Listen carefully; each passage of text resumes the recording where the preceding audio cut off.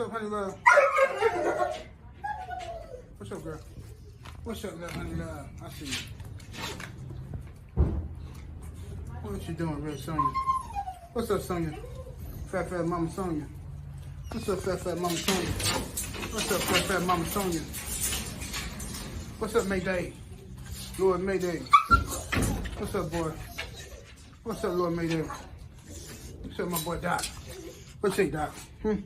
What you say, Doc? What you say, Doc? It's my big boy, Doc. What you say? All right. Welcome back to another week, another episode of Game Dog Talk. And of course, we got another panel in the building. We got, hold on one second, y'all messed up. I ain't even take this thing off the disclaimer off. Yes, indeed, we got the legendary schoolboy, Mr. Richard Garcia. How you doing today, sir? I'm doing good. How you doing? Wonderful. Just a little tired. Welcome, everybody. Yes, sir.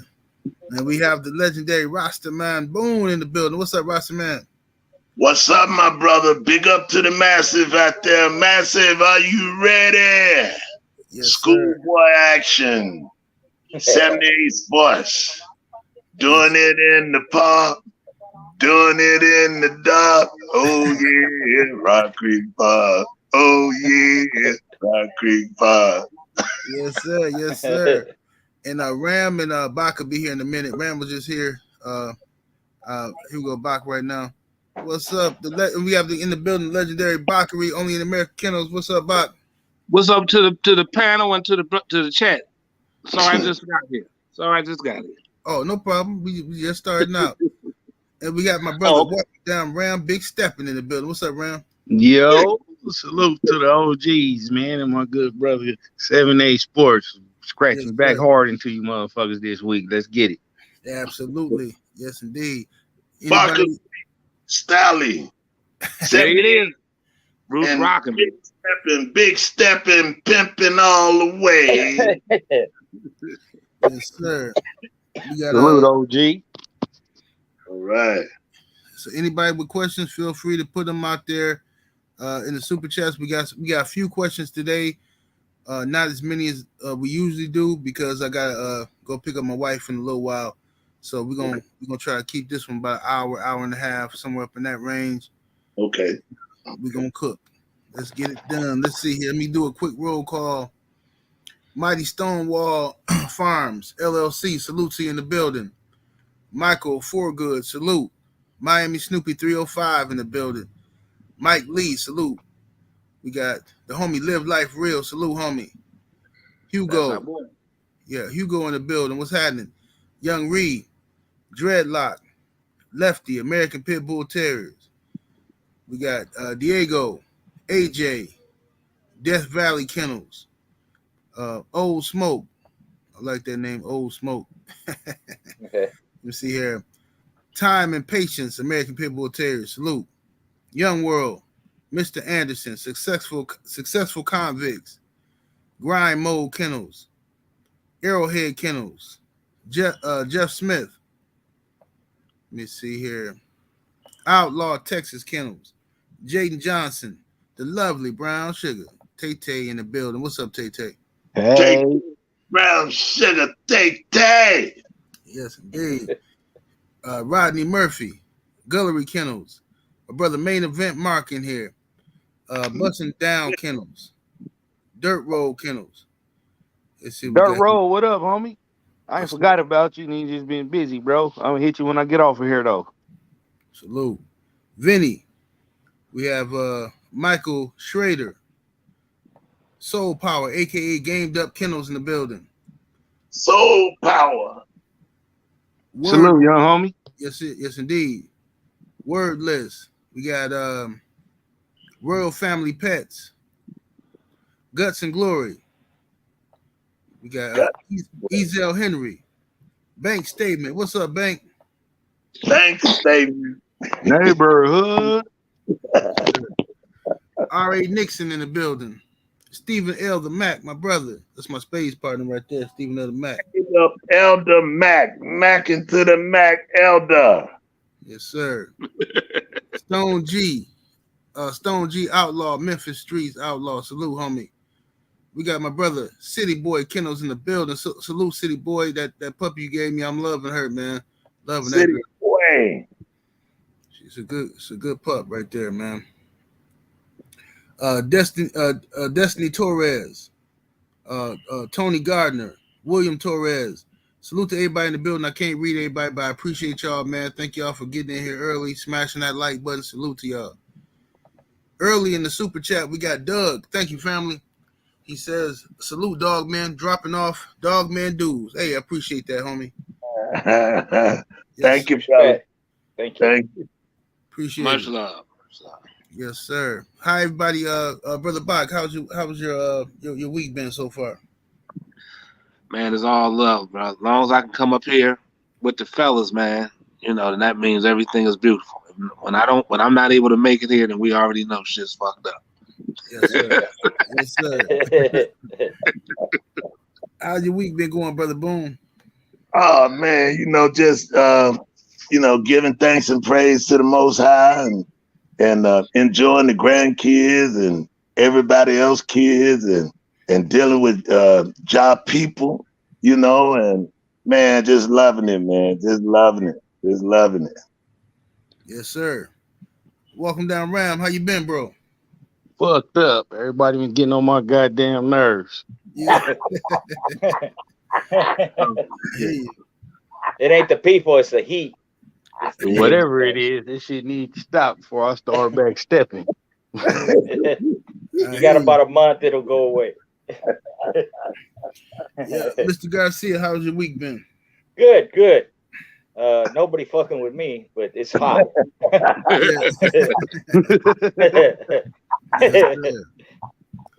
Yes, sir. The heat will make you mad shit. Yeah, I know that.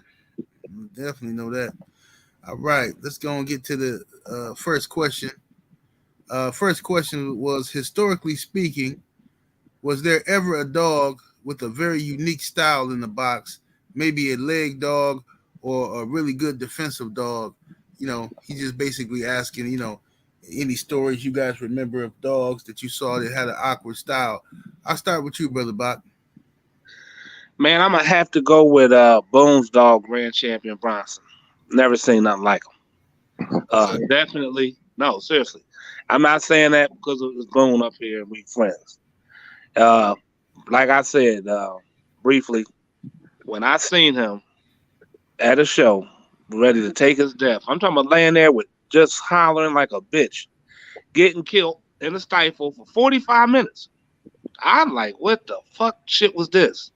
And for Boone to come in there, and then after a few minutes, he killed the motherfucker. Because Boone told him to get his ass up and do what he told him to do. And I mean, if you wasn't there to see it, you think we making this shit up.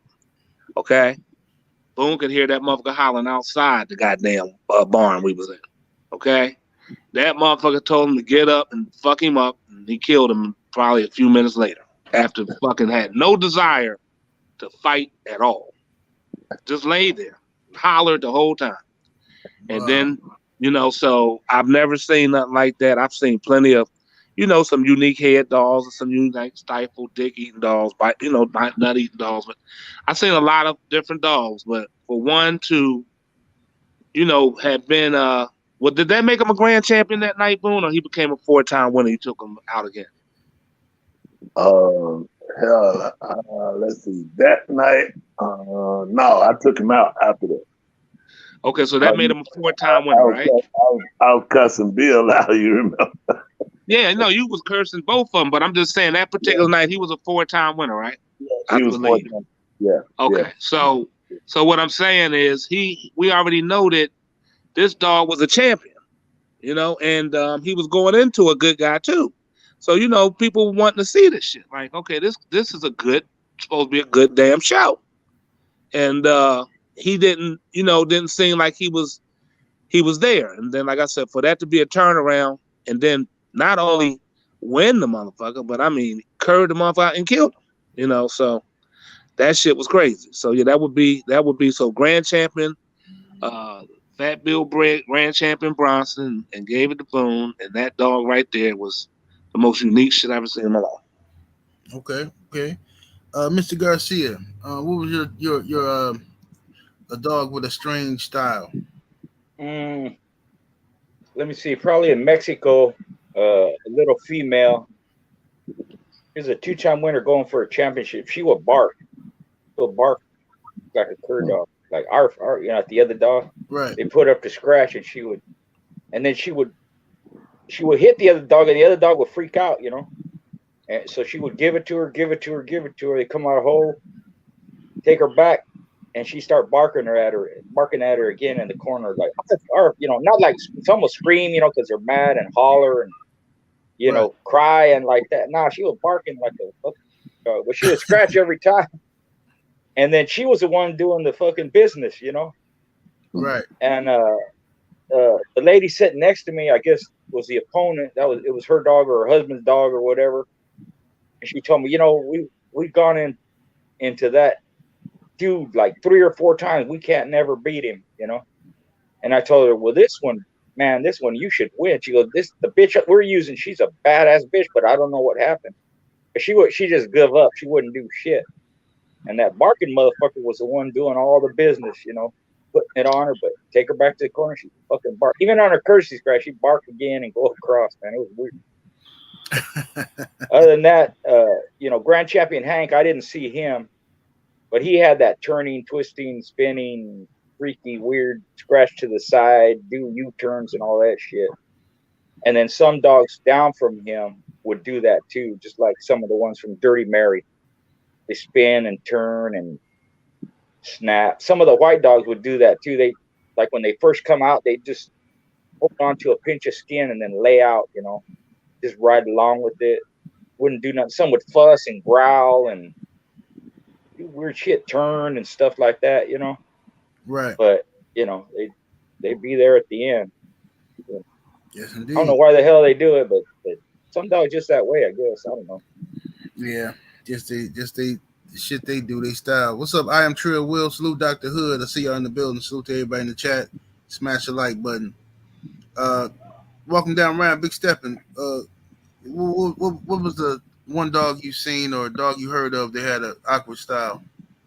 My gumbo dog, that was some of that Captain America shit, crossed to some Corvino shit. He would turn, but he would turn and do a hard U-turn with your nose in his mouth, man. Like, that shit was awkward as fuck for a dog to catch him. Like, I ain't never seen nothing like that. Because I had Captain America dogs before that would turn but scratch all night. This motherfucker, I think his top side just fucking bam, hit him in the face and then start turning. It would fucking peel your nose off, man, quick. That shit was fucking crazy to see. Like, he wasn't no scratch and turn dog. He was a grab your shit and start turning. You couldn't catch that motherfucker. Yeah, he could bite too, like a motherfucker. Had them big old jumbo teeth. Right. Yeah, I like that old Captain America stuff. That was what we used to call a gambler's delight, because this shit looked like it's finna quit. And you could bet it your whole goddamn life on that he gonna scratch and he coming. Yes, sir. Roster Man Boom. What was a dog you seen or heard of that had an awkward style? One of my homeboys, well, not just my homeboy, but one of my kennel partners, my brother Jam. He had a dog named Tab Blue, and I'm telling you, man, Tab Blue get your paw, man, and he just lay it all into your paw, and I seen him cur dogs out on the paw. Damn. And we matched him into a guy named Maurice one time, and so they was hosting the place and everything, and so we said, well, where we going at? And we went in this building, man. It was a dirt floor that had dirt everywhere. I mean, it was like there's dirt, you know what I mean? And so we like, dang, it wasn't like carpet, you know what I mean? It was just dirt. I'm talking about dirt. I ain't talking about no hard dirt floor. I'm talking about it was dirt. Right. And we couldn't see jokers loose. And man, they looked like they had been in a dirt bath. That's what they looked like. You know what I mean? But Ty Blue carried him out on the paw, man, and that was one of the. I think one of the. His style was one of those styles. You say, "Oh, he just biting the dog on the paw. He ain't doing that." But it's like it's like he understood what tendon or what ligament that hurt the most. Cause when he got on the dog paw, I mean, he curl him out. You know what I mean? Right. He got on that paw, they quit. I mean, he make them quit. So that was something I thought that was a unique style, something different. Yes, sir. Salute to my brother Meredith Campbell in the building. Salute to Going Hard Kennels Twin in the building. Salute. What's up, Twin? What's up, Twin? What's up, Twin? What's happening, brother? Yeah. Salute, homie. Thanks to everybody who tapped in the link I sent out. Appreciate that, y'all. Yes, Yeah. sir. And we got let me see here. Another question we got is, historically speaking, what was the greatest comeback you ever seen where a underdog won? I'll start with you, Mr. Garcia. Yeah, I'm trying to think. And I can't think of one. I seen that earlier, and I was trying to think. Yeah, come back to me. Yeah, I'll come back to you. Let me go to you, Brother Bach. Okay, it was a highly anticipated show. This dog had, I want to say it was a 2-time winner. Both were 2-time winners. I know one was it was a Chinaman bred. It was off the Chinaman Garner bred, this one, if I'm not mistaken. Heavy mouth, face eating motherfucker. And it was a hell of a pot. A lot of people there. They had came in from Detroit to come to the Poconos. And the other dogs from Jersey showed. And this dog was eating his face off, man. I mean, literally. Just eating it off. And the other dog that the dudes from Detroit brought was down off of the Nico Jr. shit. And he just patiently got his face getting ate off, never fucking made a noise or nothing. And, everybody was like, man, this shit, man, y'all need to pick this motherfucker. This, because this other dog was known for just, fucking everything up. But he stayed in there, and he just tearing the whole side of the face off. And next thing, that dog, like, I don't know, he looked like he was getting bored or what of doing it, because that other dog wasn't showing no signs of turning or nothing. And shit, that motherfucker came back after his face was there and started goddamn going into him and curved that other motherfucker out afterwards. You know what I mean? So yeah, that was about one that everybody would have thought was going, was out of there. So I do know there was off the Nico Jr. shit against some Chinaman stuff. Okay. Walking down round. What was a match you seen where you heard of where the underdog won? That'll be my fucking Jack the Ripper dog off of Red Jack. That motherfucking this was me disrespecting the game. I don't advise nobody to do that. Like, my fucking confidence was so high that I only looked at the motherfucker twice. And they're like, fuck it, we winning so much, we gonna beat him on the keep in the blood, and motherfucker never had nothing going to his back end until then. And the dog we went into was a back end motherfucking artist. And then they camped out our back end for 35 minutes.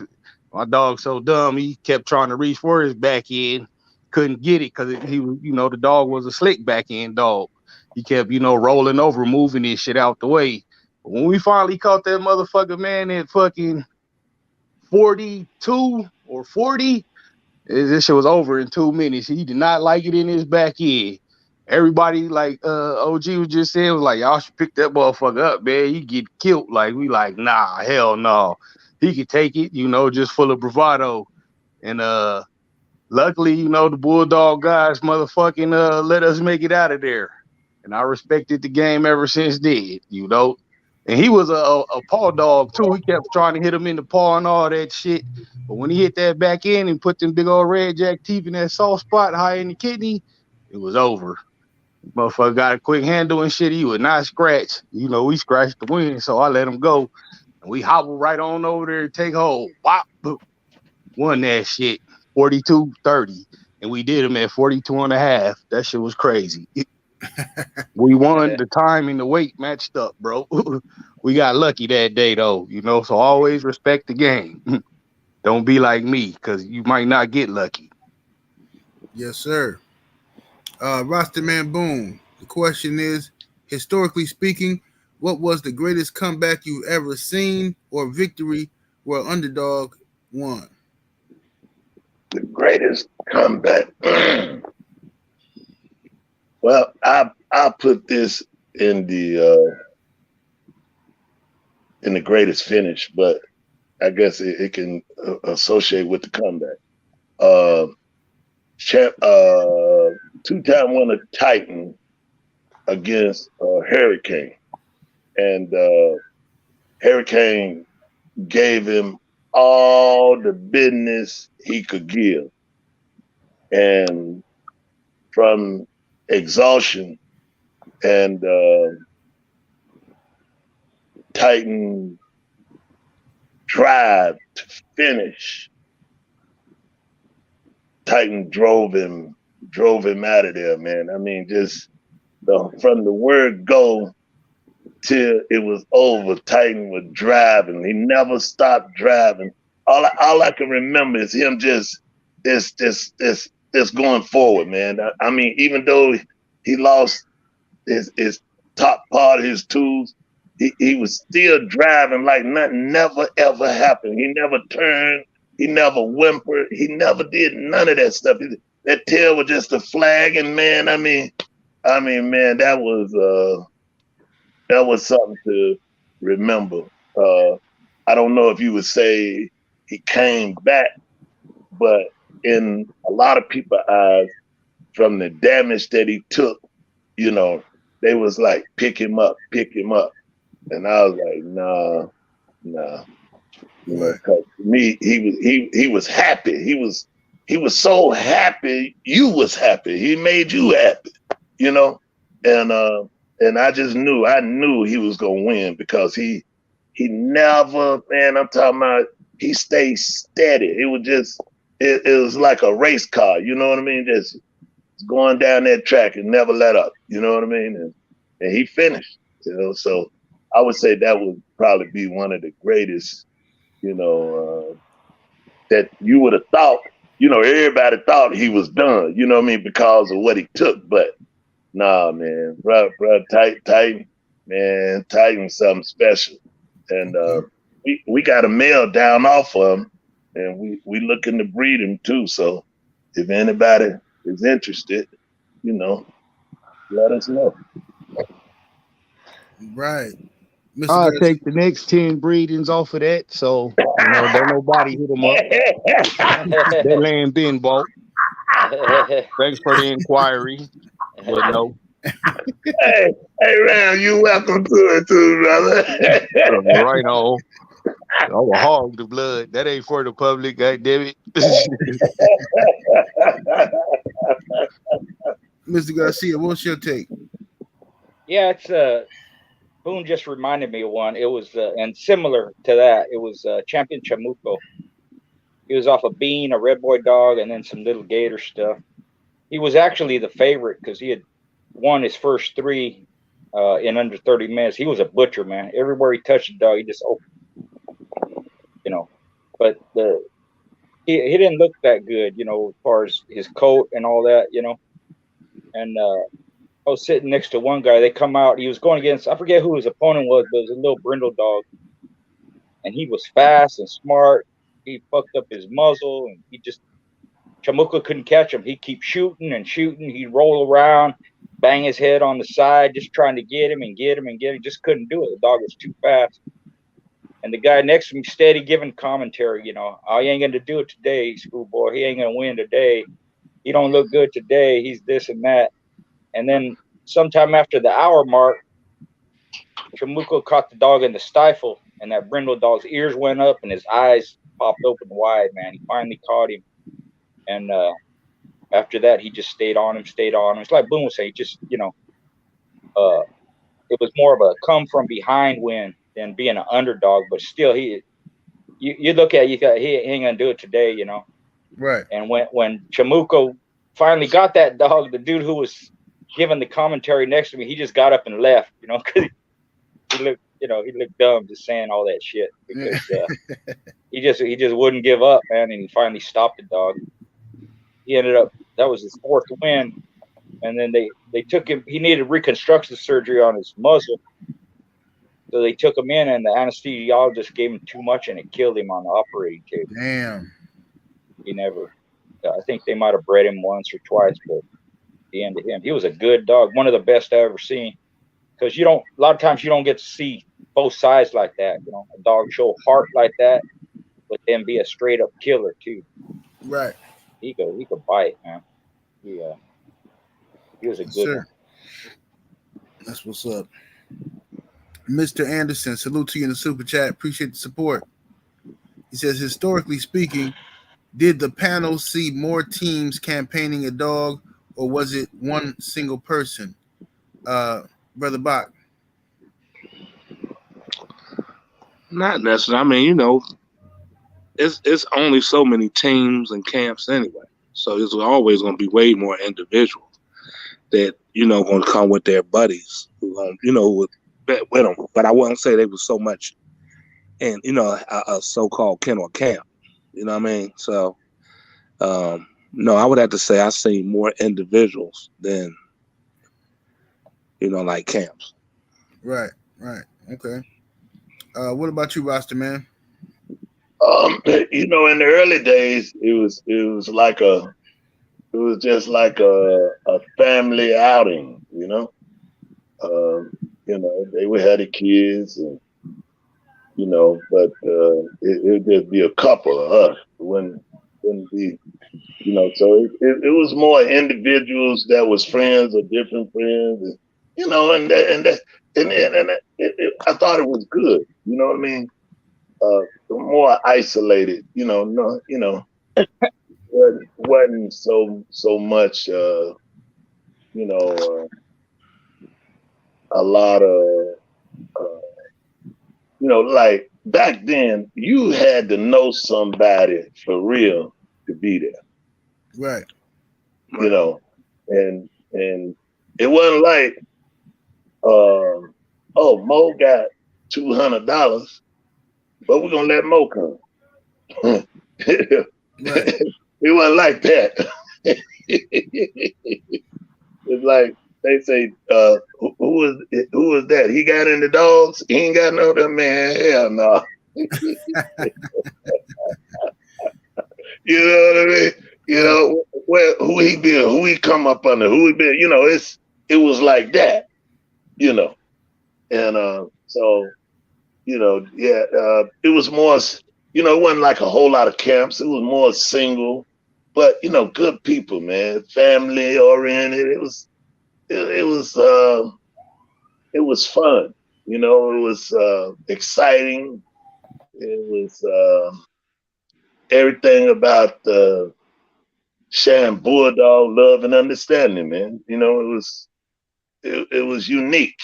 You know, it made you want to be a part of it. I guess that's why me and Schoolboy, we don't grow old, and the rest of us on the panel with the memories. You know what I mean? Because you can go back into your memory bank.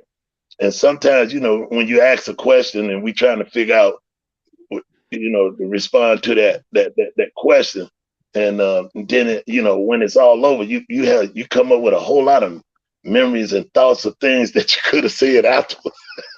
Right. But yeah, it was more single. Yeah. Okay. Yeah. Mr. Garcia, what's your thoughts on that? Yeah, more single, like Bach and Boone said. Hey, that could be a team, Bach and Boone. Yeah. There was always guys, you know, like a group, you know, a lot of them. But even in that, you know, maybe one or two, sometimes three people within that group were the ones that actually conditioned and handled, you know. But most people had some kind of backing, you know. But as far as actually doing them, you know, it's more individuals, more single person, you know. Even within the group, there's usually one guy who's better than the rest, you know, overall. Correct. You know, I won't say names because then they all my friends, they'll get all mad, you know. But yeah, more individual basis, you know. Sometimes you start out and you have help, you know, you're part of a group. Sometimes you start out, you don't have no help, you're single, and then you become part of a kennel or a combine or whatever. But that changes too. Because all in all, overall, most people are by themselves at some point, you know. It's hard to keep relations like that over an extended period of time, you know. Even those change, you know. For example, you know, it used to be Stinson and Step. I mean, Stinson and Glover. Then it was Stinson and Step. Then it was Stinson and I forget who else. You know, that happens a lot. You know, but generally speaking, it's individual, single people doing it. You know. Right. Walking down Ram, what was your take, your experience? Gotta agree with all the OGs, man. It's more singular individuals than it is teams. Even though I was on the team and we was sought out to go into other teams, try to do that exclusively, just because we was arrogant young motherfuckers like that. But it's usually just, you know, one man, one dog type shit. And ain't nothing wrong with that. Most teams break up anyway, you know. Mine did. All the good ones do. Because just bullshit, or motherfuckers get old, or the game get whacked. Either way, so it's always gonna be more single motherfuckers doing it than it is gonna be a group of motherfuckers doing it. Because you see, it's hard for us to get on here and fucking keep the chat set live sometime. And imagine them motherfuckers in a group when Nan Dog get done. Yeah. I disagree with that, man. We don't have no problem keeping this motherfucker alive. But next, carry on. You know what I'm saying, OG. OG crazy. Just fucking with. Let me just say this too. You know, even on thinking about the historically speaking, right? Like when I hear, you know, I'm not saying nothing present day because I don't know of anybody who does actual dog fighting today. But I say this much.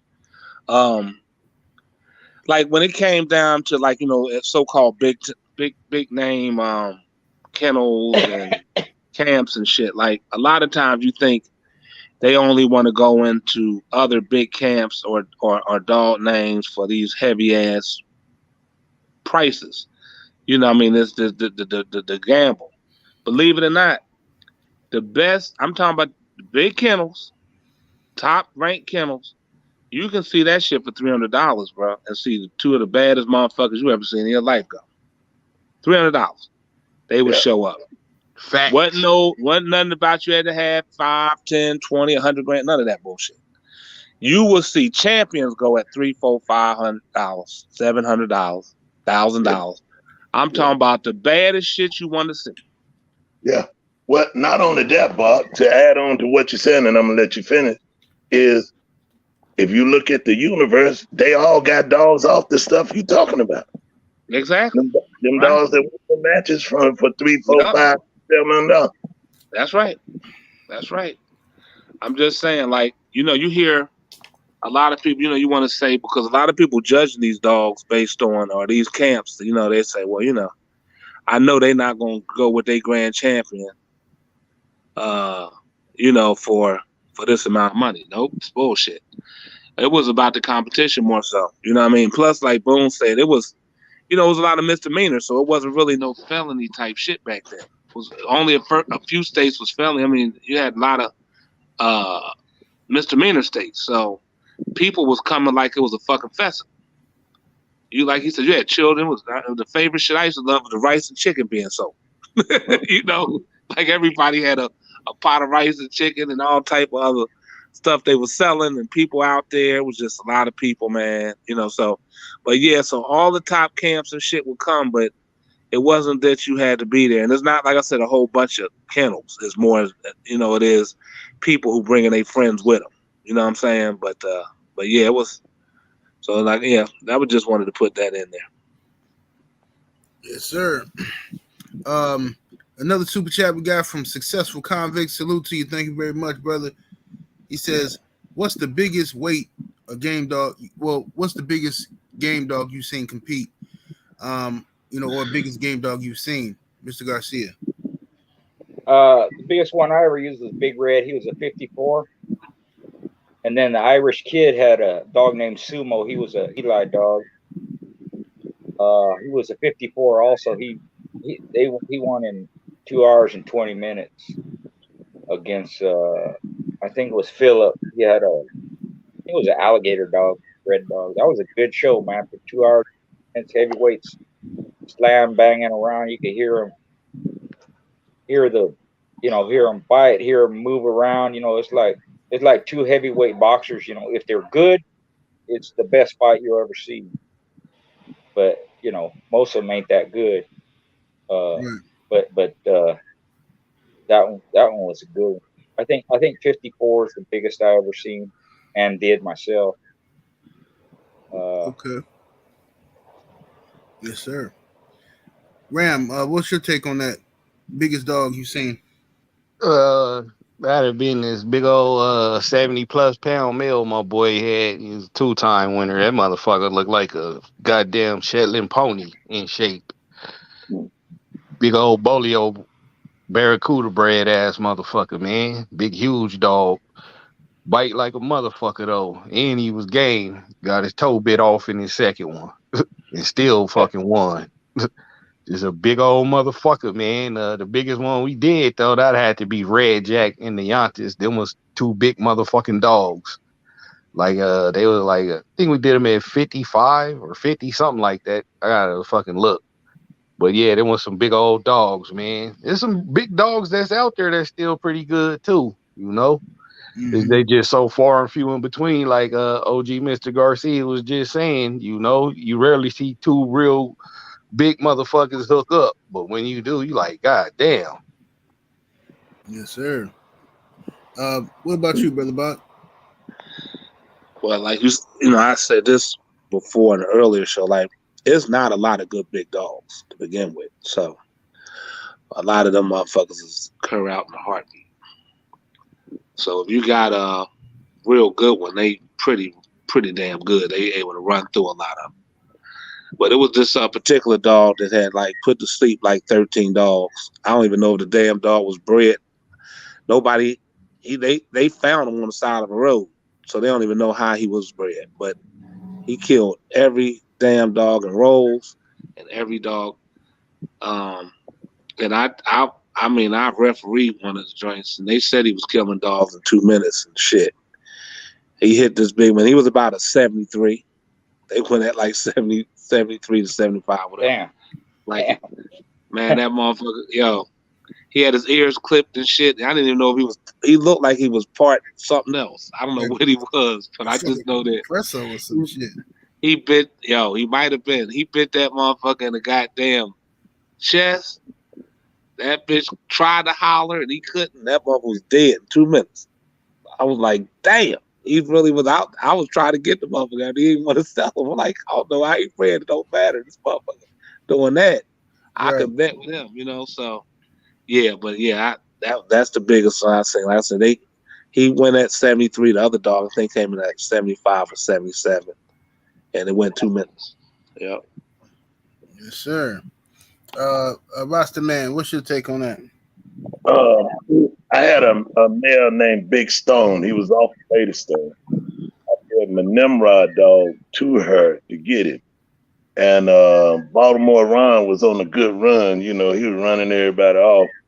And I said, he stepped to me and said, "You next." I'm like, "Yeah." May rest in peace. And yeah.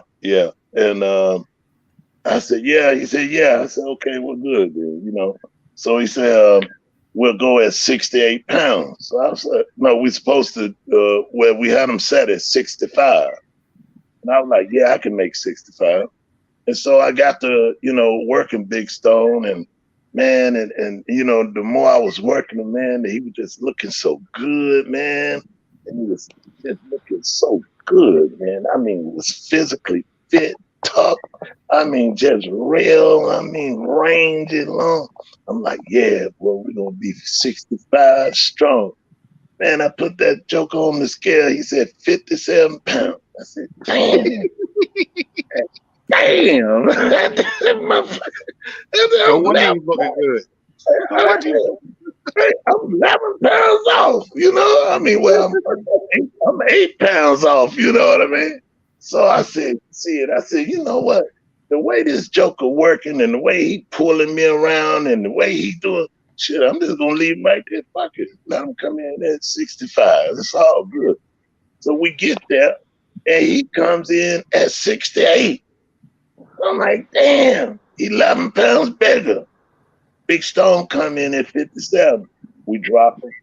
And man, that joker just all on Stone. He was just all on him. Stone growling at him. And,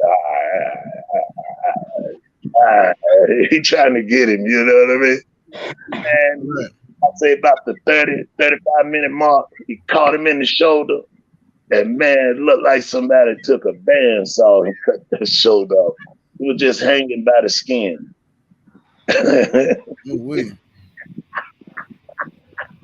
Damn. God damn. Hey, all us was shocked. Everybody living like, what the hell? I mean, I couldn't believe it, man, you know?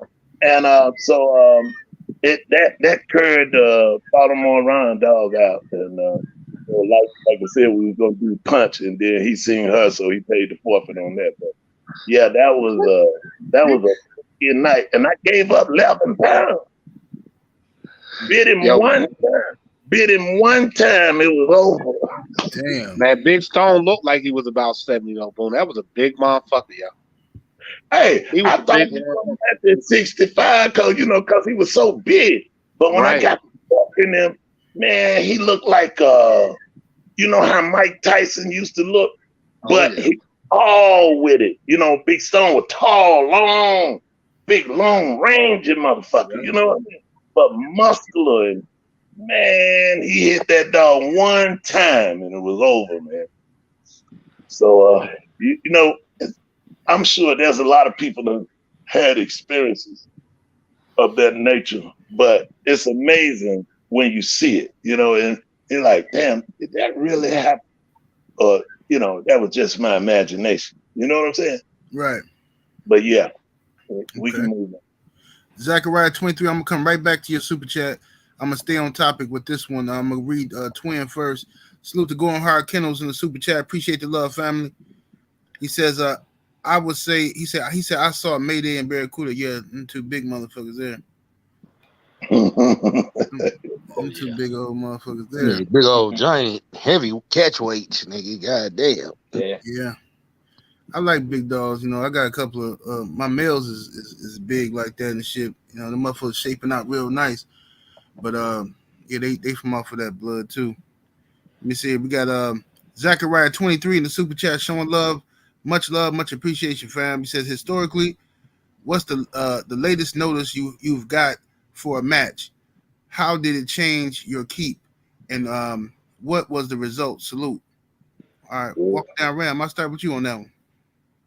Well, all my match dogs, before I even called they weight, they was already at least fucking 60 to 75% in shape. You know, I kept them around the clock like that just because motherfuckers will try to call you out in 4 or 5 weeks or something just to try to get you, thinking your shit just chilling on the chain and shit, and you're going to have to overwork them, and, you know, you ain't going to bring the best version of your dog in. They think they can get some easy shit like that, so we always made sure to keep ours in shape, you know. And luckily, you know, my boy, the one who showed me how to handle and conditioning shit, he worked for himself, so he was able to always have one on the mill when everybody else was at work and shit like that. So it worked out. But yeah, about 5 weeks, 4 weeks, you know, I let motherfuckers think they, you know, you all right, you got us. Yeah, right. You know, our shit stay in shape year round, motherfucker. Just because you want to try to backdoor a motherfucker thinking you can get something, because a lot of times they shit already be worked too. they'll call you out when they on they last 4 weeks, you know, try to get you so you could only get your first 4 weeks in, which you couldn't do that to me because we wasn't going. So yeah, 4 or 5 weeks, I can't remember which, and we still won because, like I said, we was already in shape enough to where those extra weeks we just turned it all the way up on the keep. You know, we went right to the fucking peak part of it, and let's do it from there and come in, and it looked like, you know, our shit was fucking been through a 12-week keep, which Right. really he practically had because he was being worked, you know, so much already beforehand, but. Yeah, man. We always kept our shit in shape, bro. Okay. Yes, sir. Mr. Garcia, what about you? 4 weeks. I could do it in 4 weeks because similar to what Ram said is, you know, I had them down in weight. If they were match dogs, I would have them down in weight anyway. A lot of times they were just 2 pounds over their weight. I could pull 2 pounds off of them in 4 weeks, no problem. But I would already have them on the feed too. And the way I did it was, you know, and it didn't matter if they called me 4 weeks or they called me 8 weeks or 6 weeks or whatever. It's how you work the dog. So if I got a short keep like that, I just increase the work right away. So instead of let's say 8-week keep, I'm gonna start off running 2 miles, something like that. Keep, I'm gonna start off running 5 miles. So either way I do it, I can get them up to 8 or 10 miles running beside a bike, you know. Right. And do the same thing. Do some strength work. Peak them out the last week. You know, 4 weeks, you're only doing 3 weeks of work. But, you know, they down in weight, they close to weight, regular exercise. I start off with a higher rate of work on a shorter keep and finish them out like that. I didn't use steroids or nothing like that. I don't know how that works. So I don't know if you could do that if you use steroids, but I didn't use them, so it didn't matter. Same dog, if he's 2 pounds over, 8-week keep, I just start them off slower, you know, build them up, their work, you know. They could do 5-6 miles running, but I would still start them off, you know, 1 mile, 2 miles in the beginning of the keep and just build them up little by little, you know. They're just, right. You know, 8 weeks, it's what is that, half a pound average a week, you know, 2 pounds over or quarter pound a week, whatever it is. You just averaging the weight loss, you know. Whereas 4 weeks, if they're 2 pounds over, it's you know, half a pound a week or whatever. But they could, you know, you'll hear people talk about, you know, my dog can put an hour off the chain or 30 minutes off the chain or 2 hours off the chain like that. That wasn't uncommon back in the day, you know. Unless you really getting beat up and fucked up, you know, dogs can do that. They're natural athletes. And if they're not obese and it's not hot, you know, you ain't doing this in the middle of summertime, they can do that. So if you got them regular exercise, you already got them on the feed keep, you know, keep feed, and they're in pretty good shape anyways. I didn't need a long keep, especially after a dog I had matched before and won with before. That conditioning stays with them. So they hold it for a long time, even after the first show. So the second time around, I didn't have to be that hard on them like that, where you know, if it's their first time going through a keep, you know, it's a little bit different. So that's kind of the way I looked at it. I won and lost, but I won more than I lost doing it that way. Me, 4 weeks to 8 weeks, I could do it. Okay. Roster Man Boone, what was your latest notice you ever got for a match, and how did it change your keep, and what were the results? One time, I was doing a dog I had named Big Dude, had him hooked and everything. And so some guys came and they were like, look, we want to buy this dog. And I was like, damn. I said, damn, man, I got the dog hooked, man. They're like, man, we want the dog, man. We'll make sure you do your thing or whatever. I'm like, man, I really want to use him, you know what I mean? Because I really like him. I don't want to sell him, but, you know, they showed them numbers, right? I'm like, damn, shit, I could use the numbers. You know what I'm saying? Right. I could use that shit. I said, damn, I got the dog hooked. the forfeit ain't that much. You know what I mean? I think the forfeit like $500. You know, I'm like, damn. So I'm gonna make, you know, the money I'm gonna sell him, but I'm gonna make that plus, you know, and I'm still good, right?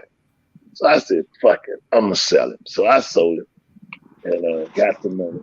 I'm like, damn, I need to figure out how to replace this dog because, you know, so I decided to get one of the Yellow John dogs, and I said, shit, gotta be something big. So it was Yellow John Jeep cross. So I figured, I said, okay, that's a good cross. And I think I had about 2 weeks to try to get him together. And we did the best we could. You know what I mean? We just had him 2 weeks. You know, we did the best we could. And we still put him down. But, you know, even though I sold him, and then I think he lost him like an hour and something. 2 weeks, he lasted about an hour and something. And I forget exactly, it was close to an hour and something. And we lost, but I still, I didn't lose no money because, you know, what I sold, the one I wanted to match for, you know, took care of everything. You know what I mean? Still put money in my pocket. And Sure. that was the shortest time, like 2 weeks. You know what I mean? And it was because I sold a dog.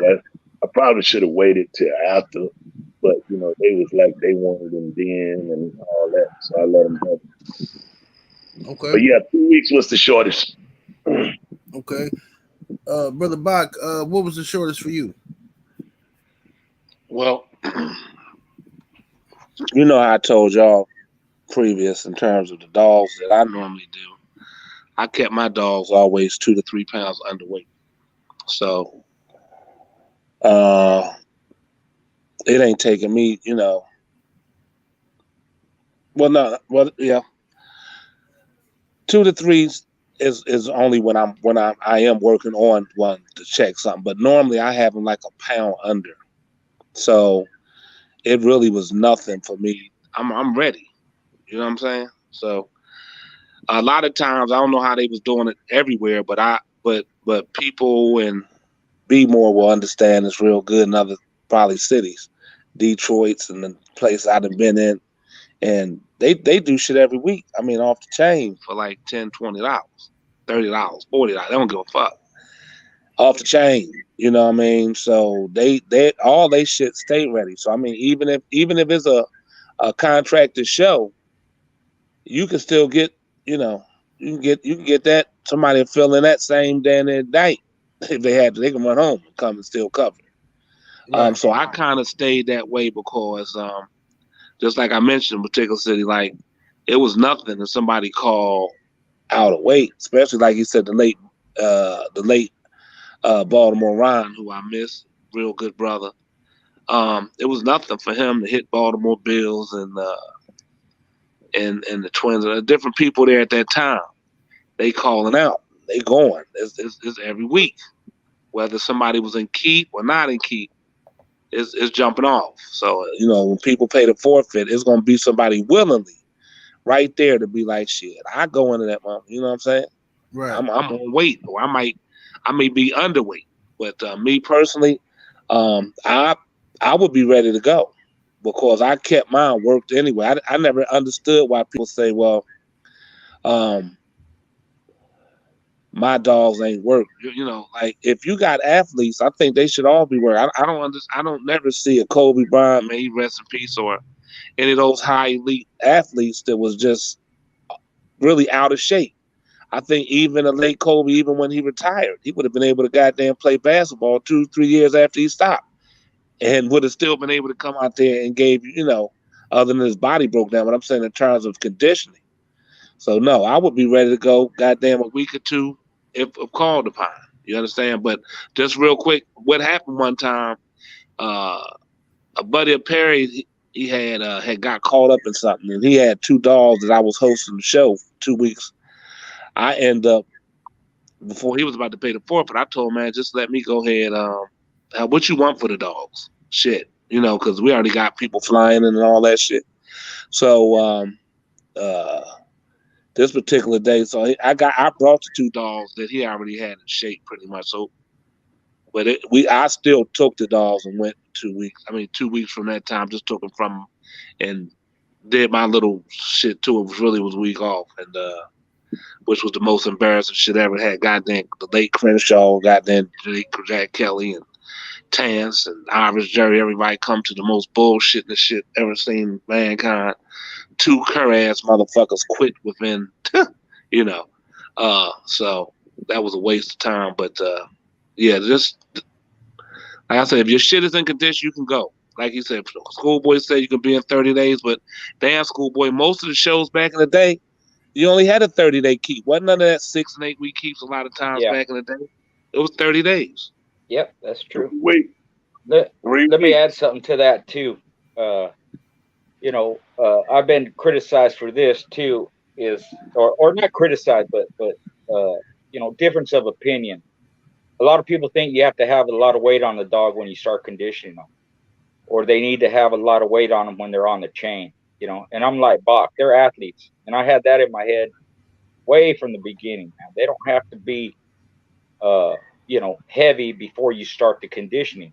You know, they think they need all that fat to feed off of, and if they're too close to their weight, you know, it has some adverse effect on them. It don't, because there's a lot of athletes, especially professional fighters, you know, that they ain't far off their weight. Bernard Hopkins, I don't think he was ever 5 pounds over his middleweight. Never. You know, when he was a professional. Duran fought all the time, so he was never more than, you know, 5 pounds over the lightweight limit.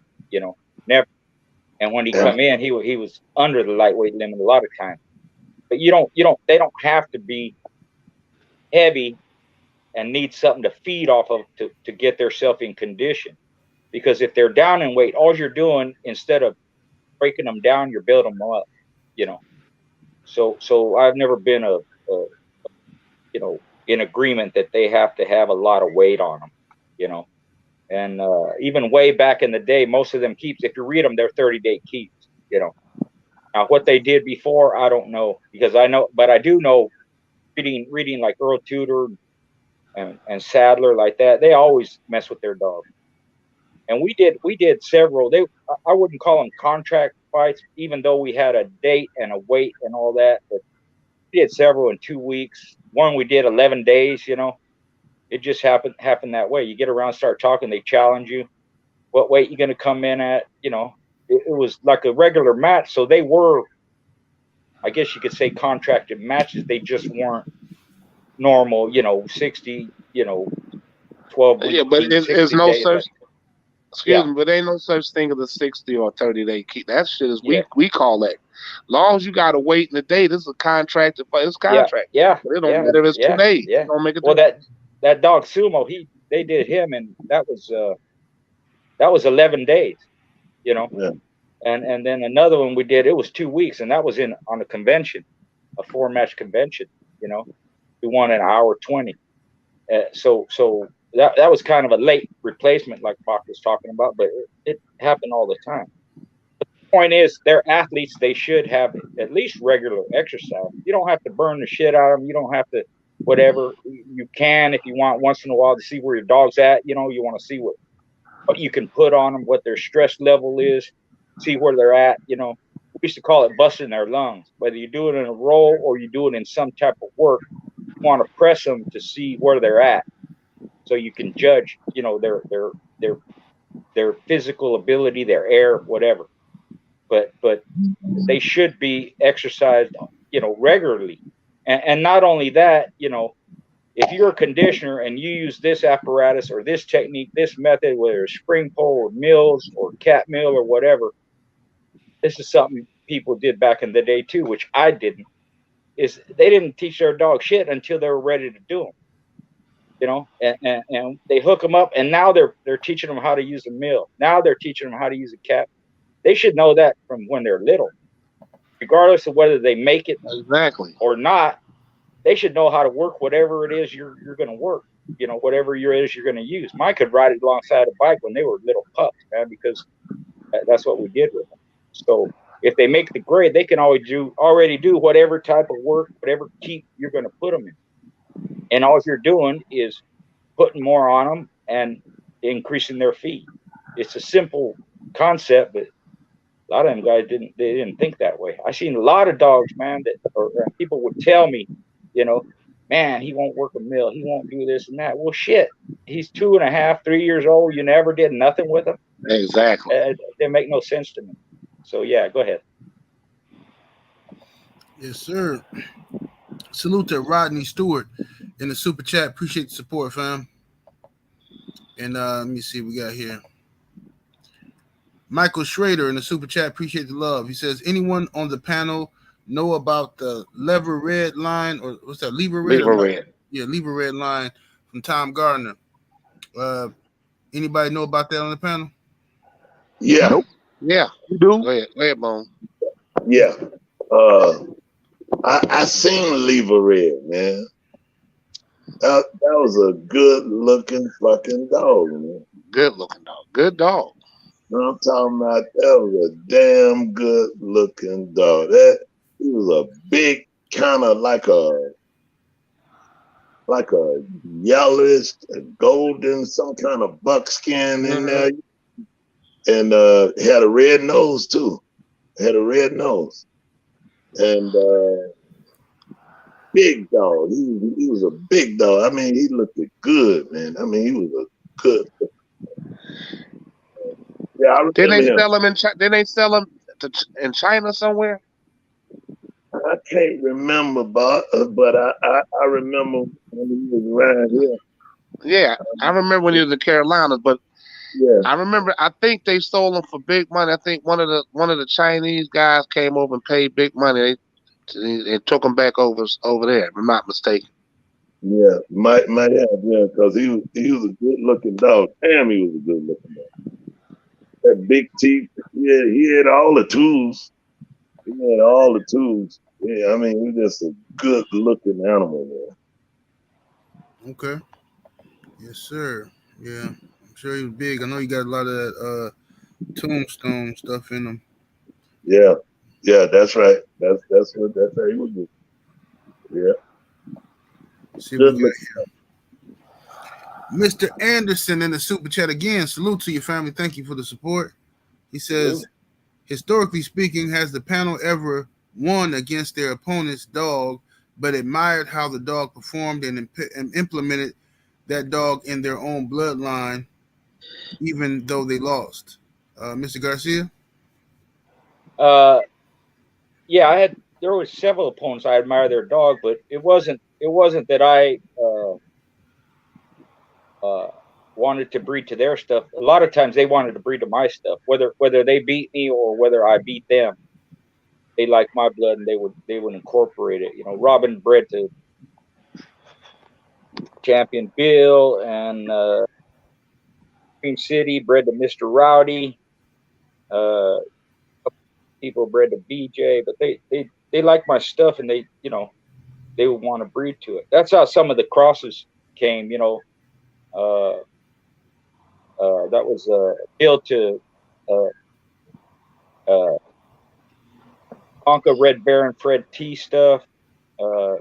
Bobby's stuff, Scream City, that was a alien blood, things like that. They liked my stuff. They would want to breed to it. The only times I went outside my yard was to Philip Bradshaw and Don Broke, like that. A couple of other people too, but yeah, that happens a lot. They're impressed by someone else's dogs and they'll go right to breed to them. That's how you see a lot of these crosses being made. And Right. People don't have, they're not such assholes or jerks where, like, fuck that guy, he beat me. They're like, nope, I want to breed to that stuff. I like it, and vice versa. They'll beat them and go, man, I like that stuff. I want to breed to it.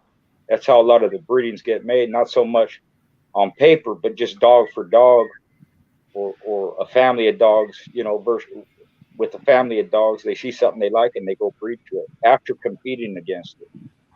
So yeah, it happened a lot. Yes, indeed. What about you, walking down Ram? No. We Okay. had a bunch of different bred dogs and shit. And we didn't lose a lot, bro. You know, I don't like talking about my record, but nuh-uh.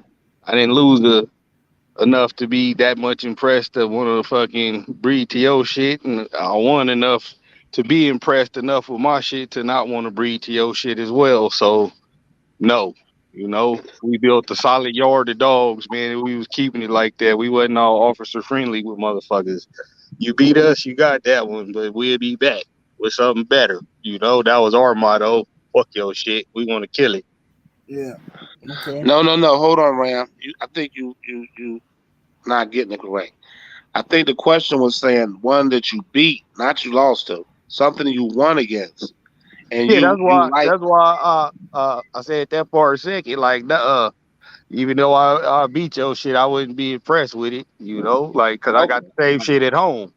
You feel me? No, yeah, you had mentioned about you lost, like Well, about yeah, if I you led lost. with that, but my second bullet Okay. to point was and was the reverse of that to answer the question. But I was Okay. kind of a dick about just keeping shit on my yard, and we gonna keep it to ourselves and run the numbers up, you know. When I got older, Did though, I would be more susceptible to that, even though I was still winning as much.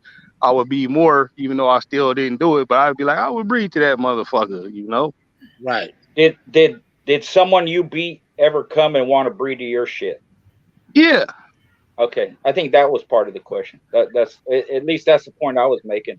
Like I yeah, would beat somebody and they want to breed to my stuff, you know. And yeah. some guys I would let them. If they were cool, I'd let them. Yeah, Yeah, yeah. Yeah, we let Roque breed to our shit and all that, man. You know, we beat in with some of our shit even after we lost yeah, to Yantas, you know, yeah. him before. So it was cool like that.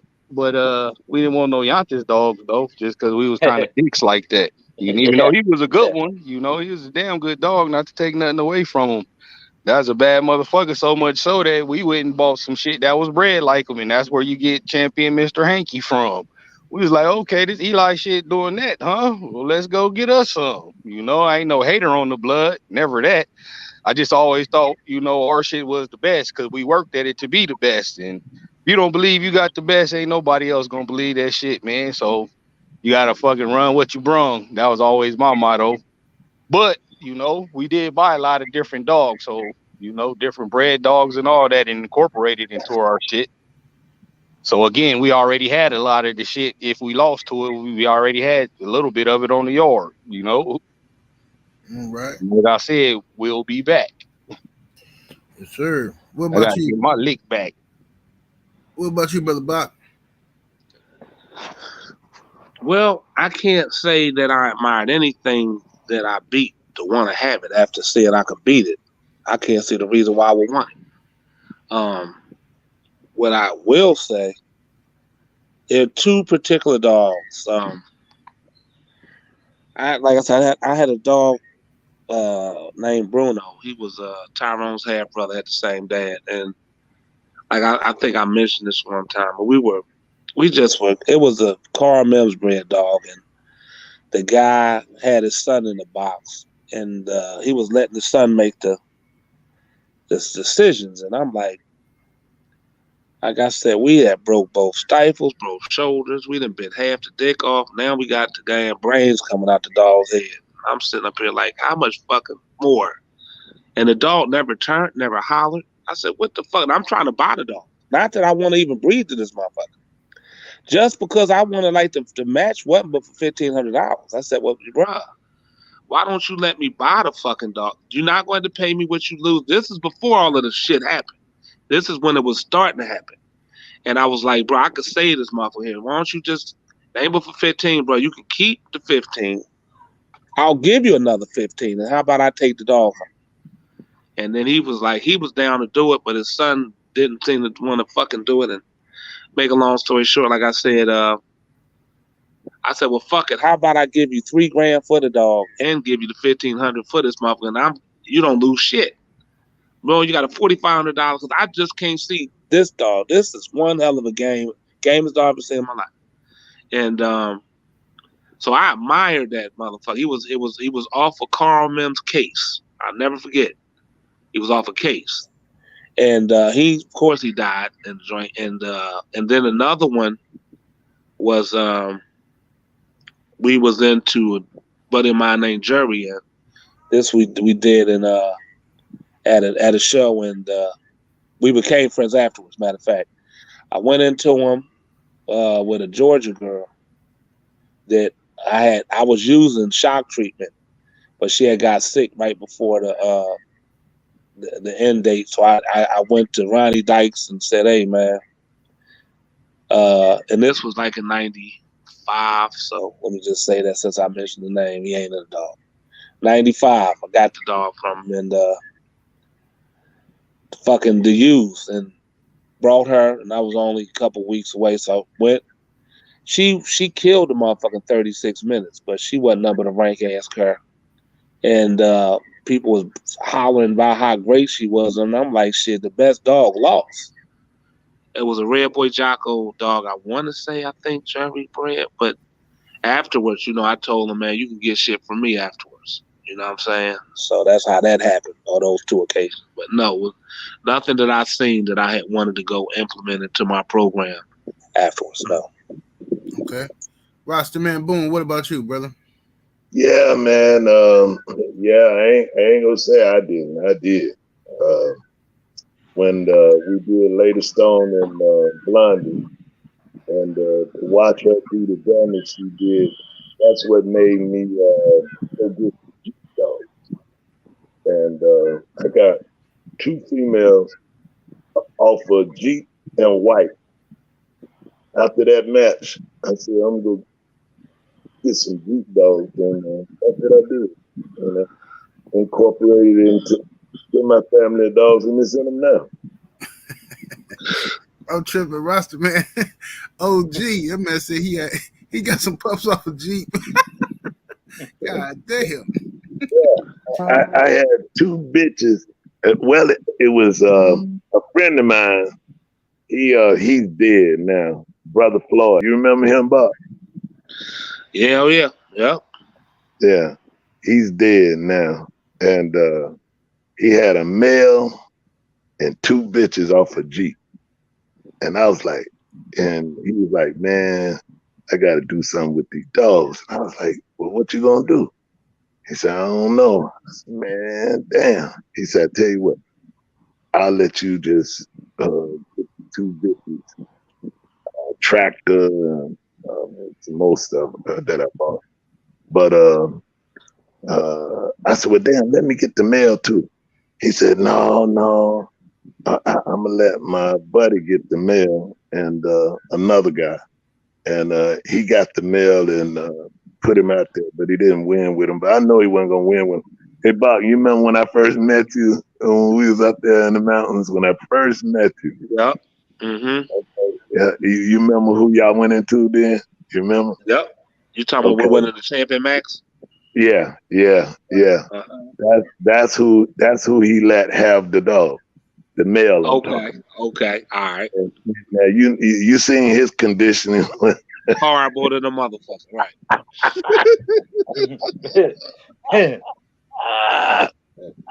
And a 4-time winner to keep on that motherfucker wasn't fit for man nor beast. Hey, look, I told him, I said, man, and you remember he was there, Bob. He was there. Floyd was there too. Right. And I was like, I said, ain't no fucking way you gonna get it. I said, you know you gonna fuck him. I know you gonna fuck him up, boom, but he's still my home. I like, don't do that shit, man. He gave that motherfucker so much roids. That motherfucker was on Thorazine look the whole time he was in that bitch. Eyes clouded in the bitch. Go ahead. I said, damn, man. I said, don't do that shit, man.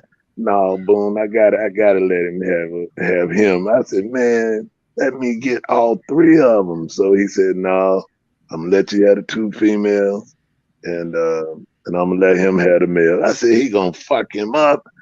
I know, boom. I know he's gonna. You had put the keep on Champion Max, he would have killed us in fucking 20 minutes. Man, but he just, but one thing I like about that dude, he was a bulldog, even though he didn't have it right. No. I mean, Champion Max still went 1:45. Never man, that son bitch fought like he would goddamn come out the goddamn No, he wasn't in the crack house. He was in the heroin house. That was like he was drugs, man. That motherfucker was I'm telling fucked you. up. Hey, he was fucked up, man. I was like, damn. After I done bet my money, I said, man, this motherfucker look like shit. I said, but you know, couldn't get mad. And then that's when you stepped to me, and after it was over, and I said, you Made it like you was a fool for going with a 4-time winner against a first-time out motherfucker, right? man, I'm like, what the fuck, man? That mother look like shit, man. I said, man. And then he was talking about gonna let him take the dog. I'm like, man, you crazy? Man, boom, listen. I know he gonna fuck him up, but I'm gonna let him take the dog. I said, well, okay, fuck it. He says, you know it. And so I got the 2 females, and I bred them to my stuff. I bred one to Nimrod, and I bred one to Crazy Red, and then I bred them to Lady Stone, my Lady Stone stuff, and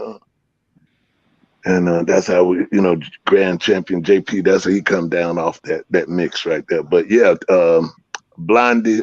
After seeing her, yeah, I ain't gonna lie, I was so damn impressed with her because she gave a hell of a performance.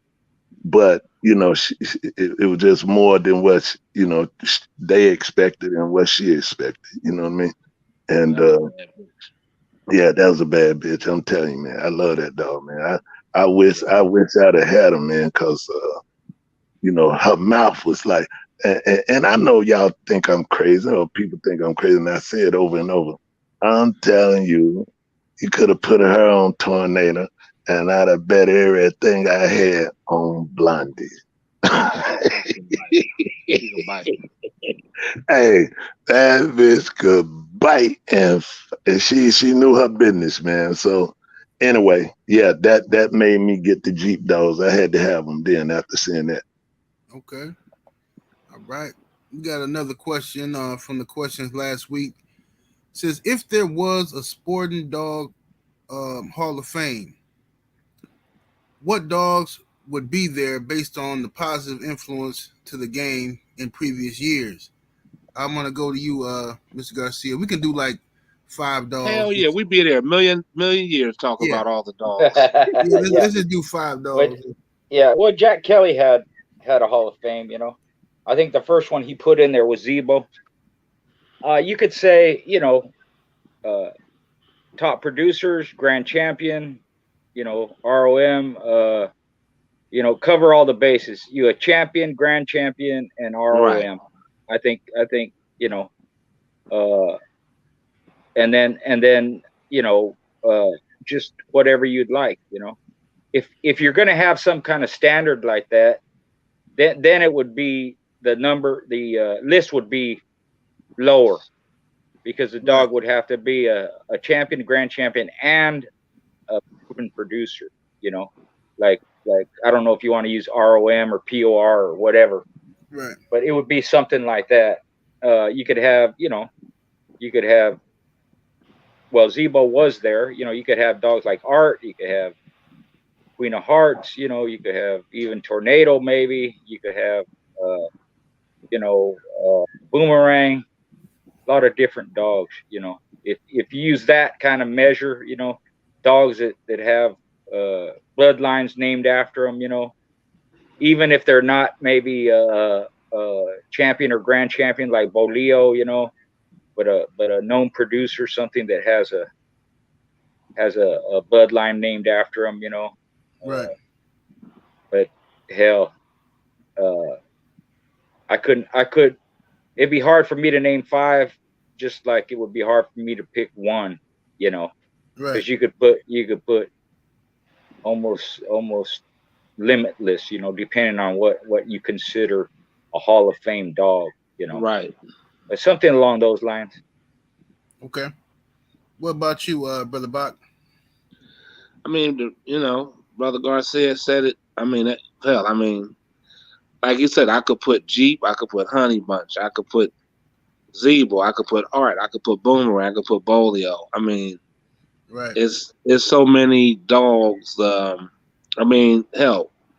I had to give Tom Garner credit. I mean, fucking Chinaman. I mean, he's probably, regardless if somebody want to like have anything against Chinaman or Tom, whatever. Look what he's done to the fucking dog. You know, in terms of what he was able to produce and breed. Whether they say he bred 1 million fucking dogs, but look at all of the dogs that has went all over the country with Chinaman in that motherfucker. You get what I'm saying? Right. It's all over the world and working. You get what I'm saying? Whether it's done a lot. So I mean, it's so many dogs, man. It's impossible. Like you said, even if we structured in terms of registered merits and PORs and the best, hardest bite, the best. You know what I mean? So I just named a few that's off the top, but I mean, there's 1 million we can use. Right. Yes, sir. Yeah. Yeah, last week, I don't know if anybody saw, but last week the Twins ran like a top 5 grand champion, males. Mm-hmm. And, it was interesting. It'd be something along those lines. I think they're going to do females next, grand champion females. They had like Angus and Super Nats grand champion, Ace. Super Nats Ace. And who's that one? He's off of Carpenter's Old George. He's not talked about much. That's why I wanted to bring him up. Now I can't remember his damn name. He was a black dog, all Carver bred, grand champion. You guys would know him more than me. Luther. Yeah, Luther. That's who it was. Right. You're talking about Bill Struthers Luther? Yeah, Struthers Luther. There you go. Right. Had him. He had 5 of them. They were a pretty good list, But it's kind of along those lines, who you going to put. And you could have a bunch of them, But the top 5 he picked, they were pretty good. And he had good reasons for picking them. He had different reasons. Had grand champion Wee Hunt, in there. And they're going to crazy part. Excuse me. The other part is, no disrespect to Going Hard Twin and them, but they only gonna mention the regulars. Okay, so they don't know about what was in Kuwait, Russia. You know what I mean? There's a lot of goddamn dogs. No disrespect to them, anybody. Yeah, I'm just saying it's kind of messed up when we speaking from American. But look at Mexico, Peru. Hell, the shows they have in Peru, a lot of goddamn people get ran their ass up out of there from them. America and other places. Okay? And you never hear that dog. You never hear them, bro. So, I mean, just think about what you said. Like, everybody could say Michael Jordan, the best basketball player, or Wilt, whoever you want to, Kareem. It's people that never played in the goddamn NBA would have killed all of them, bro. So I'm just saying, just because they didn't get the notoriety because they was in magazines or people, there's a lot of bad motherfuckers, man. So I'm just saying, I'm saying that to say, I don't want to discredit nothing from all around the world because we ain't mentioning none of them. Ain't none of us mentioning nothing from around the world. We just going to mention our shit. And that's not right because there's a lot of badass dogs that we don't even fucking know about. Okay? So that's why I'm saying that list is going to be bullshit and bogus regardless what list the Twins put up. It's bogus in terms of the worldwide. It only can give you what they know or what they heard. And again, no disrespect to them because that's the only thing I can place my damn self. Is what I know. I'm saying the same thing. It don't matter if it's me doing it or what are we doing now. That's why I'm saying that. We're asked to say something, but we're also excluding Mexico's bad motherfuckers. Peru, Panama, Brazil, Jamaica, fucking Dominican Republic. You get what I'm saying? There's some bad motherfucking dogs around the world, bro. So that's all I'm saying to that. That's all. Yeah. It'll be bogus, whatever we say. Okay. Yeah. And it's just it's the nature of the game. Even record keeping, whatever kind of record keeping you're gonna have with the dogs, it's incomplete. And there's tons of them that ain't gonna be recognized. Where something legal like the horse racing community, they have records going back hundreds of years, dude. Every stat you can think of is in there. Not just the stats, their wins, losses, what kind of track they run on, what kind of who trained them, what kind of roids they use, all that shit. And we just don't have that with the dog, And I've been to different places, and I can mention dogs I've seen in the past from Mexico, but like Bach was saying, you got all Eastern Europe, all over Europe. They do shit in Spain and Italy and Greece and There's even some guys in my group, old dog guys that used to, retired dog guys from Greece and Eastern Europe, and Amsterdam and all, even South America, South Africa, they had dogs there, and they have famous dogs down there, and famous dog guys down there. So yeah, it's just the nature of the breed. It would be hard to have some kind of complete list.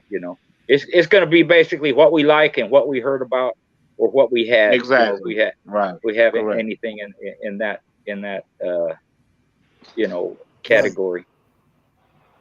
Roster Man Boom, you want to get in on that?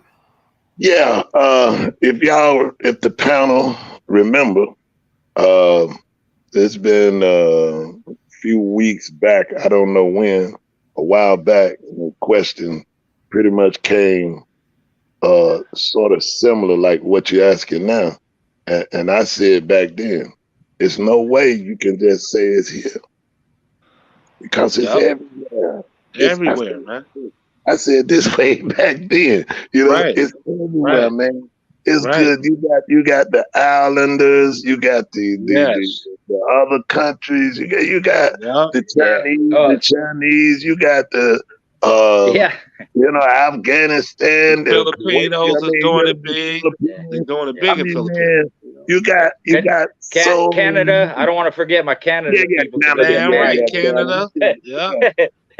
You got so many people that's been, they got this bulldog COVID virus. You can't get rid of this shit.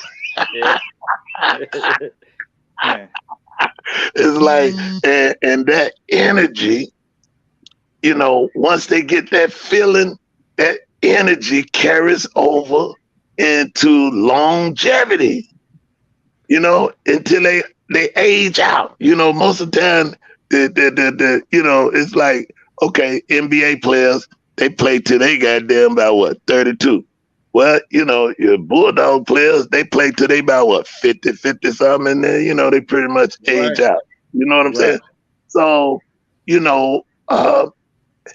we can all say what we think, and it's okay. But we also need to know that what we have seen, others have seen in just as much, just as less, and just as more. So, but that's the beauty of the game. That's the beauty of the game, is bulldogs is everywhere. And everybody go through their lessons of it. And some get in and some get out. Right. And real quick, even to Going Hard Twins, what he had placed like, but that's why the Sporting Dog Journal. But they not the gospel for the pit bulls. Those are just those that was in the damn Sporting Dog Journal. What that don't mean shit. Hey, hold on. Say that again, boy. Say that again. That is not the gospel for the whole pit bull world. That was just a magazine that put in dogs who wanted their shit registered, things recorded. And then not only that, it was more favoritism than anything. Am I right? More favoritism than anything. More favoritism than anything. And again, I right, School? all day long. So I'm just saying, like, there's a lot of dogs never like I just mentioned one. This particular dog, right? He's not in no journal, but he killed 13 motherfuckers, not matched them, to killed all of them. Killed them. And this dog, I'm telling you, ain't never been in no goddamn Pit Bull Gazette or the Journal. I'm just saying, there's a lot of this shit out there. And no disrespect to what my brothers Going Hard and them trying to put up there when they talk about the great dogs that we know of, because that's all we could speak of. That's beautiful. What I'm just saying is, when it comes to that number, that infinite number, I'm just saying that number's infinite. So it's kind of hard for us to put the top, because we can only put our top 5 that we know of. Yeah. But in Tanzania, somewhere else, so they might be talking about their top 5 or so and so. You know what I mean? So at the end of the week, it's really no way of establishing who the true. Because there's a whole bunch of Hall of Fames that never get mentioned in there that was even better than the ones that we made mentions. That's the only point I was making. Yes, sir. Yeah. Yeah. And oh, go ahead, schoolboy. I was gonna say, yeah, I talked to a lot of old guys. I can't even remember the dogs that they tell me about, but 4-time winner, 8-time winner, 6-time winner, 7-time, like that. Dogs you wouldn't even heard of. The bloodlines, the pedigrees and stuff like that. You'd be familiar with them, but you never heard of the dog. And a lot of these famous dogs, believe it or not, that did come out in magazines that are known, ended up losing later on, and you never hear about that. A lot of them quit. They were 3, 4, 5, 6 times winners, and they would end up losing, but you never hear that part.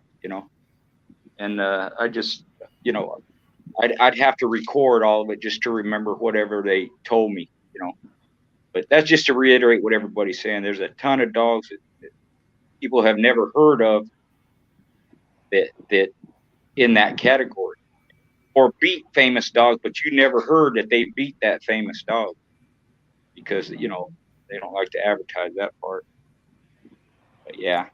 Yes, sir. We got Shad, Barbara Shad in the super chat. Appreciate the support.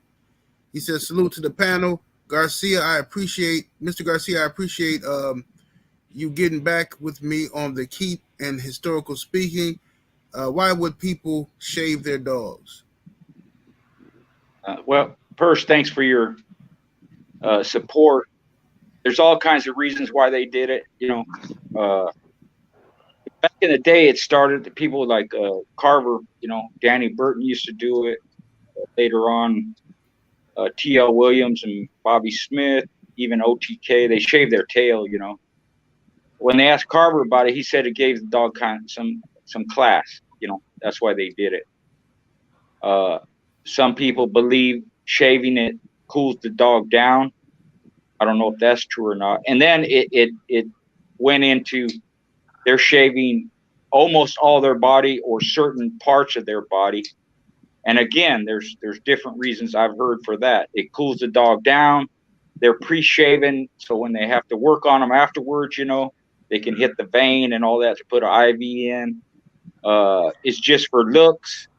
You shave them to take off some weight. You can, shaving the hair don't really weigh that much. So maybe there's a lot of just bullshit ass fetish shit. I asked one guy. That's what I'm getting to. I know one dude in particular, and this nut fucking just wants to look good. I said, man, but what about the protection for the fucking dog, man? You taking some of the protection down. That hair partly will help, goddamn, with the protection of it. Then that hair, don't take all the hair off. You just giving it an easier ass. I've seen that. Yeah, I've seen that happen too, man. Like that don't shaved hair, dog. He got butchered, man. He was fucking. Put it like this: take all the trees, take all the fucking trees out, and see how that mud slide all over the place because they got no roots there. Leave the fucking hair there. Leave that shit there so that you can have something where it just can't tug and rip everything. You know what I'm saying? So I never seen it. Like you said, it ain't really take no weight off your dog.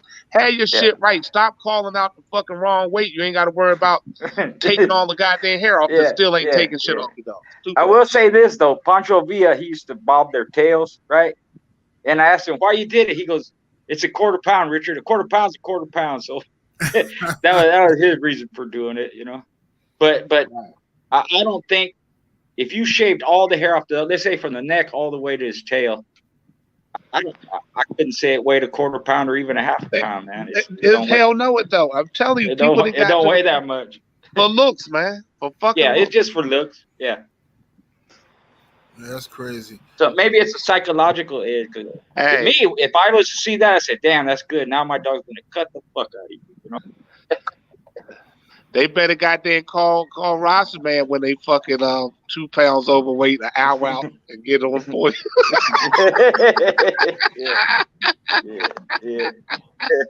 Hey, I don't know if we should have did it, but it sure did get me on. It sure did get me on weight. Yeah. Hey, I've seen dudes shave them, and again, I don't know why, because I didn't ask them or whatever, but I've seen them shave them right before going into the show, their whole body, for me, that would make it kind of sensitive, I would think. I don't know. I don't know if they did it to make weight or that was their program, you know. But right before they went in and weighed and washed and all that, you know. So I wouldn't advise, you know. Do it a few days out if you're gonna do it. My buddy does it. He does their tail, you know, just for looks, and he usually does it, you know, a few days out. You know, he just hangs them on a scale and shave their tail. Right. Well, Cal, you got to go pick your wife up, don't you? No, yeah, I'm gonna get one more question in. Yeah, I just text her. I got she ain't ready yet right now. Anyway, I'm gonna get one more question to. Let me get Ram to start this one. Ram, is a style of a dog a genetic trait or can it be taught? Both. You could get fucking good wrestling ability, hard mouth, and know how to use it. You could be a face dog genetically, all of that. Or you could fucking put that shit on your dog, and if he's smart enough, he'll learn to either defend against it or use it for an offensive tool as well. So it could be both. You know, I've seen it go both ways. I've had dogs that started out with no finish and put them on dogs that tried to finish them, and next time out, they trying to finish you. You know, they're like, fuck that. I ain't like that shit at all. And that's what we doing over here. That's what I'm finna do to you then. Fuck out of here. You know, so that shit could go both ways. Yes, sir. Yes, sir. And what about you, Mr. Garcia? What's your take on that? Yeah, kind of along those lines. You know, they have certain things that are inherent in them. You know, but I would say, you know, depending on the intelligence of the dog, and I don't mean style or anything like that, but just the dog's own understanding, you know, what he could pick up on, what you're able to introduce him or teach him, you know, we talked about that, you know, Bach has, I did certain things too. Correct. They could help, you know, Right. Dogs, you know, do, if you were to leave them on their own, they're just going to do whatever they're going to do. But if you introduce certain things to them, and they're smart enough to pick up on it, you know, and maybe change up a little bit or think a little bit different, then yeah, that could be something that's taught. Put it that way, you know. Yes, sir. Brother Bach, your take? Let's just say this because it's kind of, yes, you can inherit the traits because we inherit all type of things from our parents or and ancestors, right? So that's why I stick with the bloodline I stick with, because it does what I wanted to do. Okay, I don't have to ask if my bloodline does a certain thing. It's going to do it. I can tell you, I can put money on it. Guarantee a litter I breed is going to do these particular things. Don't give a fuck. It's going to do it because everything that has come down off of does it and did it. So yes, you can inherit that. At the same time, we already know we got circuses that prove to you that they can do what? Train any motherfucking animal to do anything. So if you can see tigers and fucking elephants doing some shit, you see goddamn dogs riding bikes and shit. How you can't train it to do what the fuck you wanted to do, man? Come on, man. Let's be honest. So yes, I can have my dog do things like anything else. There's a lot of people who are dog trainers and that's listening. Hell, matter of fact, Going Hard Twins is one of the best out. He can tell you that. Repetitious. When you do things repetitiously, they gonna learn it. You keep doing the same shit every fucking day around the motherfucker, and guess what? That's what they gonna do. It doesn't even matter what their mindset was put on. If you got them doing certain shit, they gonna do it because you want them doing it. So yes, like Brother Ram said, both. You can inherit that shit through genetics, traits, and you can teach them any fucking thing you want, even robbing people, grabbing purses, and running down the street. They do all that shit. Yes, sir. Rasta Man Boone, your take on that? Yeah, both genetically and you know, it's just like humans and dogs. We are creatures of habit, and because of that, you see something long enough, you do something long enough, you'll do it yourself. And So yeah, man, they can genetically have it, or you can train them to do certain things. You know, I remember this friend of mine. He said, "Hey, man, I sent my dog to military training." I said, "Military training? I said, what's that?" He said, "Watch this." He said some shit in German. The dog went out, got out the truck, and ran all the way around the house and come back. It looked like he jumped over the house. and he said that everything was clear. I said, "Everything clear?" Damn, this a pit bull doing this shit. You know what I mean? I said, man, that's amazing. A pit bull trained to the point that where he'll go case out an area for you and come back with the message. Right. Yeah, my buddy John in Panama, he had the top drug and bomb sniffing dog in all of Central and South America. She never missed a lick. It was a female, and she was a pit bull. Yeah. And yeah, he had mouths too. He trained them too because he had a security business. But yeah, they could do a lot of stuff, man. That's what's up. You can't teach them to be game. That's for damn sure. But all other shit you can teach them. If we could, then none of mine would have ever quit. That's the first thing I'd teach them. We'll all have Jameson show. Yeah. Hey, look, you know what, man? And I really want everybody to think about this. And this is some serious shit.